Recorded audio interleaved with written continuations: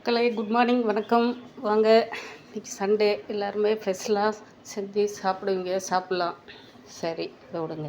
இன்றைக்கி நான் அந்த செடியில் அதாவது கம்மியாக 1-2 காய் விட்டது. ஒரு 10-15 காய் தான் விட்டுது. சரி, அதை பறிச்சுட்டு அப்படியே நான் பெருசாக படர்ந்துட்டு அப்படியே அது பூச்சி வச்ச மாதிரி ஆயிடுச்சு. அந்த செடியை ஃபுல்லாகவே வேர் மட்டும் வரல.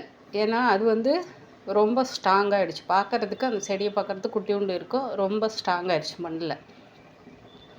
அதோட லவங்கம் பூ செடி, பட்டை இருக்கு இல்லைங்களா, அதோட செடி வச்சுருந்தேன்.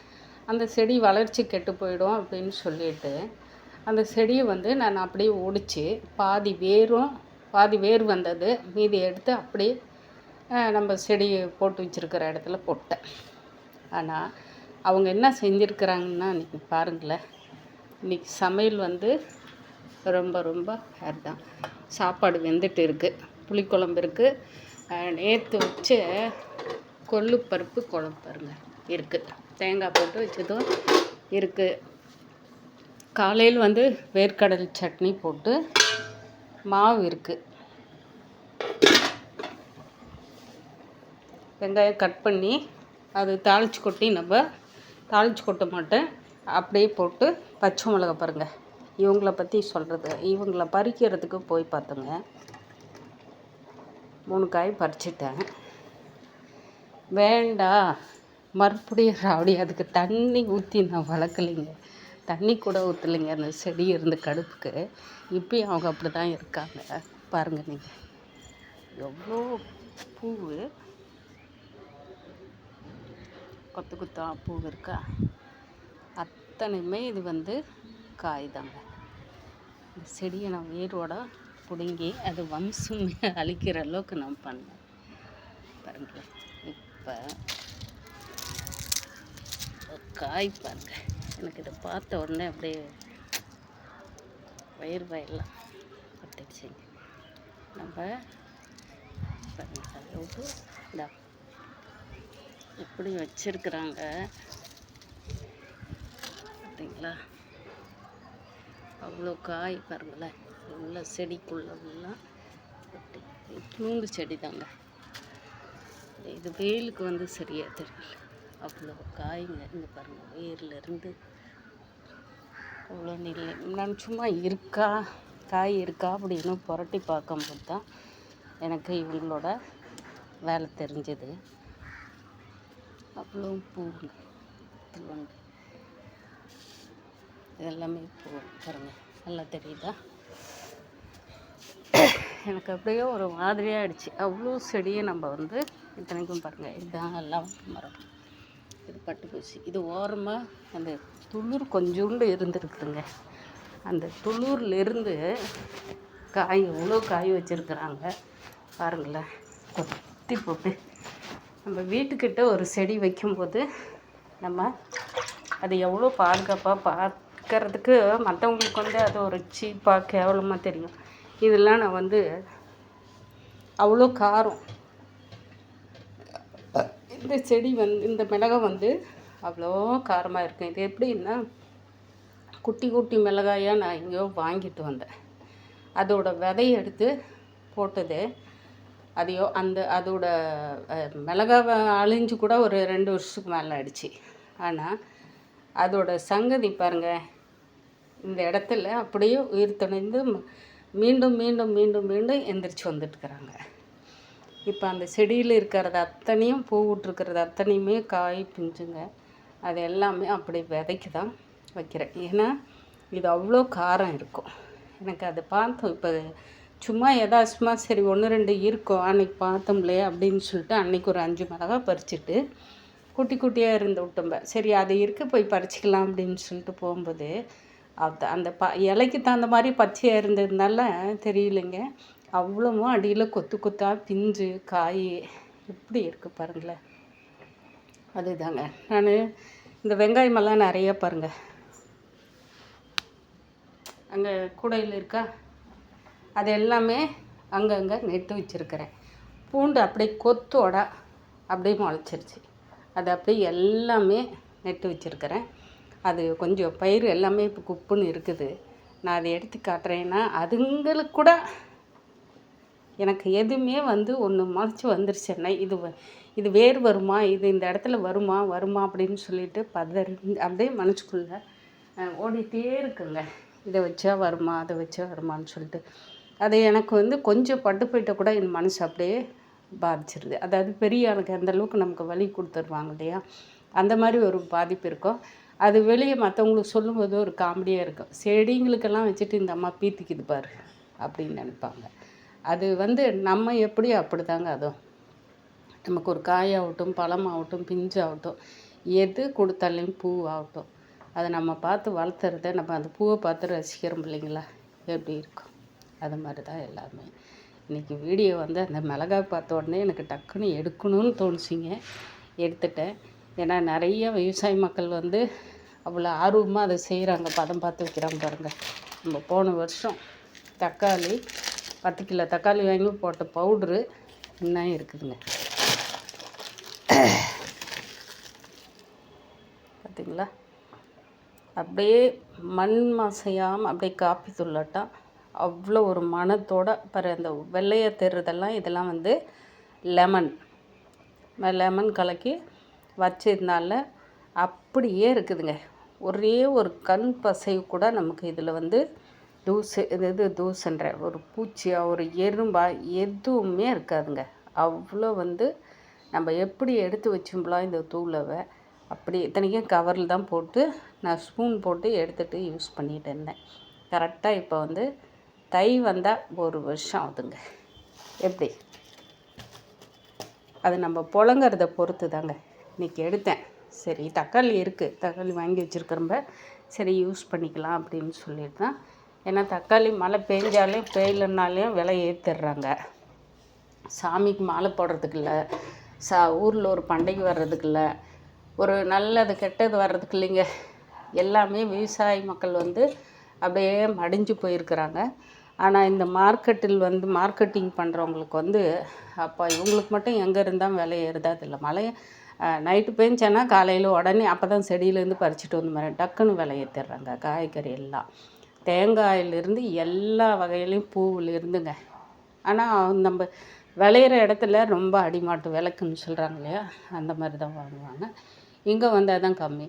அது நம்ம பேசாமல் ஒரு நல்ல டைம் எடுத்து போனோம்லன்னா பாவம் எல்லா மக்களும் அந்த விவசாயிகார்கிட்ட இருந்து ஒருத்தர் 2 பேர் வாங்கிட்டு அது கூறு கட்டி விற்கிறாங்க பார்த்திங்களா, அது வாங்கிட்டு வந்துடலாங்க.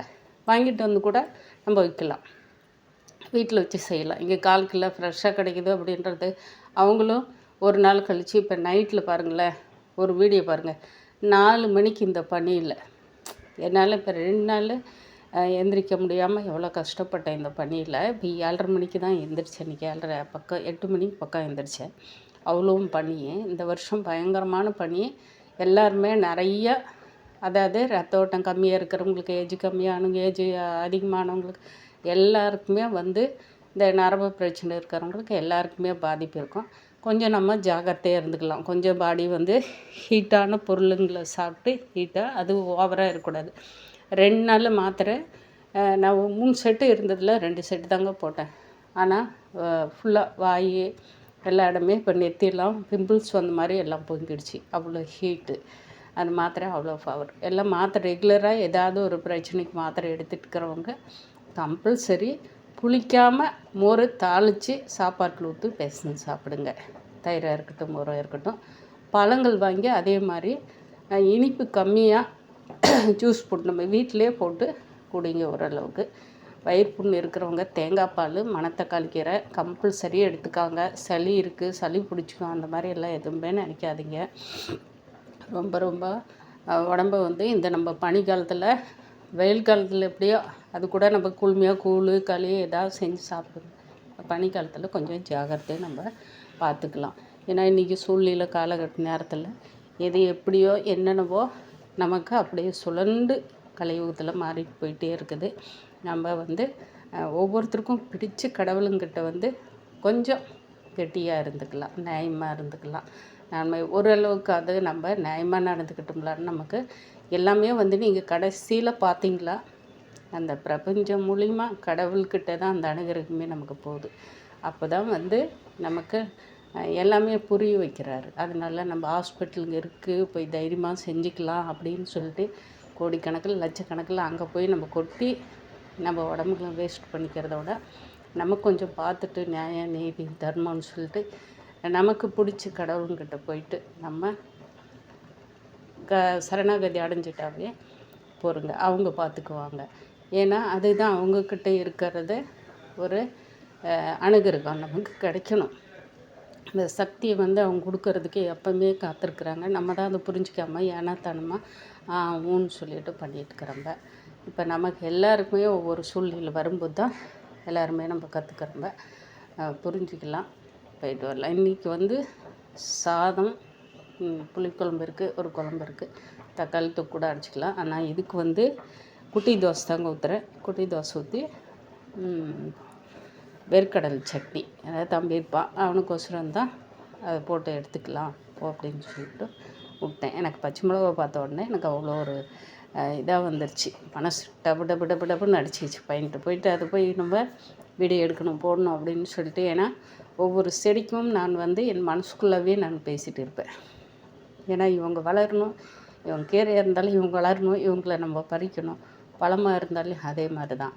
ஏன்னா எல்லாமே வந்து அணில் உட்காடுறாங்க நிறைய. இப்போ இன்றைக்கி மாதுளம்பழமெல்லாம் விட்டுருந்தா எவ்வளோ விட்ருக்கணும், அந்த செடி காஞ்சே போச்சு. ஏன்னா காயில் இருக்காங்க ஆனால் அவ்வளோ பிஞ்சு விடும், அணில் சாப்பிட்ருவாங்க. அந்த குட்டியூண்டு வருது பாருங்கள், பூவுக்கு மேலே டக்குன்னு சாப்பிட்ருவாங்க. அப்புறம் மங்கி வந்துட்டார். அவர் நம்ம ஆஞ்சநேயர் ஒரு நாள் வந்து நல்லா எல்லாம் தக்காளிலேருந்து பாட்டு பாடிட்டு போயிட்டார். அதனால் ஏதாவது ஒரு ஜீவராசியை சாப்பிட்டு இருக்கு இல்லைங்களா, அதுக்கு நம்ம சந்தோஷப்படலாம். நம்ம தான் சாப்பிட்ணுன்னு இல்லைங்க. அந்த மாதிரி வந்து நல்லதும் நம்ம மூலிமா ஏதோ ஒன்று நடந்தால் ஒரு ஜீவன் வந்து அன்னைக்கு மனசார இன்றைக்கி இந்த இடத்துல இது கிடச்சிச்சின்னு சொல்லிட்டு அது குளிருது இல்லைங்களா, அது போருங்க நமக்கு.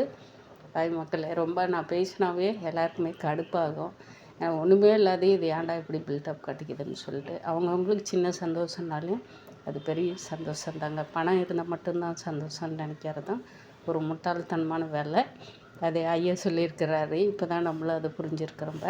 அதனால் நம்ம உடம்பு ஆரோக்கியமாக பார்த்துக்கலாம். வாய் மக்கள், இன்றைக்கி வந்து சமையல் எங்கள் வீட்டில் சாப்பாடு, நேற்று வச்சு குழம்பு, அவ்வளோதான். இன்றைக்கி எதுவுமே நான் செய்ய போகிறதில்ல. தம்பிக்கு ஒரு இப்போ வேர்க்கடலை சட்னி பிடிக்கும் ஒருத்தருக்கு. அந்த சட்னியை போட்டு ஒரு குட்டி தோசைங்களை ஊற்றிட்டு முடிச்சுட்டு கொஞ்சம் அரிசி எல்லாம் கழுவி வெயில் அடிக்குது. வெயில் வந்ததுக்கப்புறம் கொஞ்சம் மாவு அரைச்சி வச்சிடலாம் மிஷினில். ராகி கொஞ்சம் அம்மா கொடுத்து விட்டது அப்படியே இருக்குது. அதான் ஒரு உறவு நமக்கு இருந்தால் தான். இப்போ நம்ம எப்படி ஒவ்வொரு உறவுகளும் குழந்தைங்களும் நம்ம அண்ணன் தம்பிகளை நேசிக்கிறோம்களோ அதே மாதிரி தான் நம்ம எப்படி தாய்மை அடைஞ்சதுக்கப்புறம் நம்ம குழந்தைங்க மேலே பாசம் வச்சுருக்கிறோம்களோ அதே மாதிரி தான் அம்மாங்களும்.